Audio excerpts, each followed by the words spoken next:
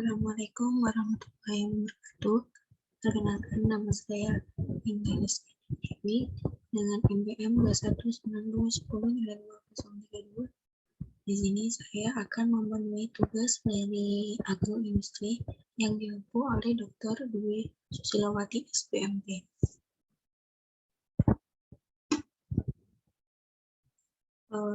Tebu adalah Saccharum officinarum atau sering bahasa Inggrisnya sugarcane.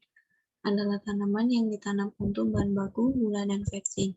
Tanaman ini hanya dapat tumbuh di daerah iklim tropis, yang tanaman ini termasuk jenis rumput-rumputan umur. Tanaman ini sejak ditanam sampai bisa dipanen mencapai kurang lebih dari 1 tahun.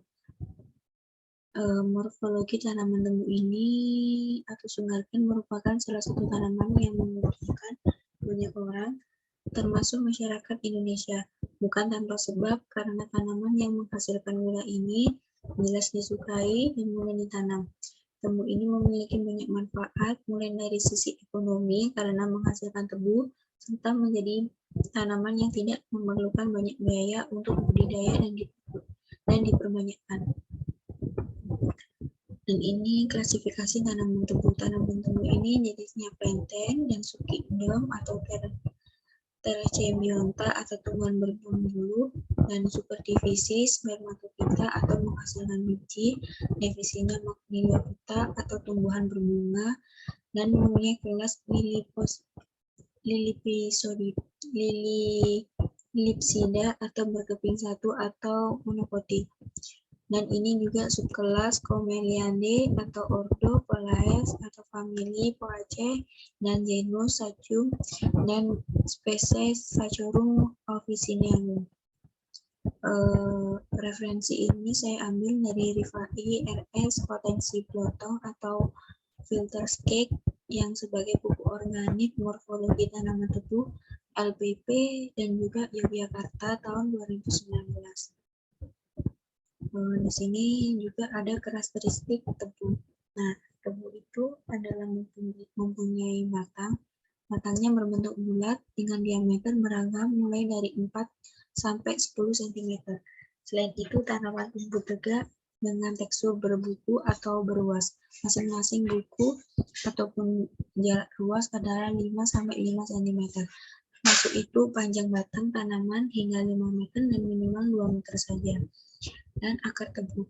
Akar tebu ini juga mempunyai tipe yang serabut ditambah dengan bagian tunggang yang utama dengan panjang menembus tanah kurang lebih dari 30 cm. Selain itu, warna dari akarnya sendiri keputihan dan kotor hingga kecoklatan. Selain itu, akan juga dapat menembus tanah lebih dari 20 cm, bahkan lebih tergantung dengan pertumbuhannya. Akar tumbuh sendiri bisa mencapai 1 meter ke dalam, baik untuk pertumbuhan akar tunas ataupun akar stik. Dan ini juga ada daun tebu. Daun tebu juga dapat dilihat jika tanaman ini sebenarnya bukan masuk ke dalam daun yang lengkap.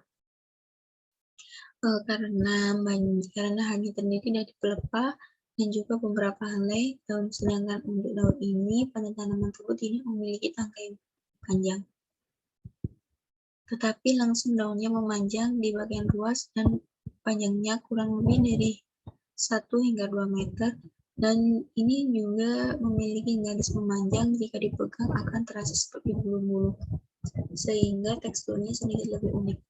Dan ini selanjutnya ada juga bunga tebu.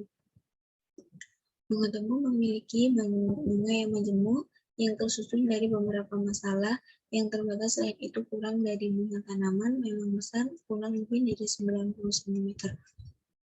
Dengan memiliki 3 daun kelopak, 1 daun mahkota, 3 benang sari, dan juga 2 kepala putik di dalam batang, sehingga tidak kematangan tergantung pada umur buah yang semakin ke bawah ruas tersebut. Di sini juga ada pemanfaatan dari tebu. Tebu itu juga diolah ada 3 macam. Itu setahu saya sih. Yang pertama ada gula pasir.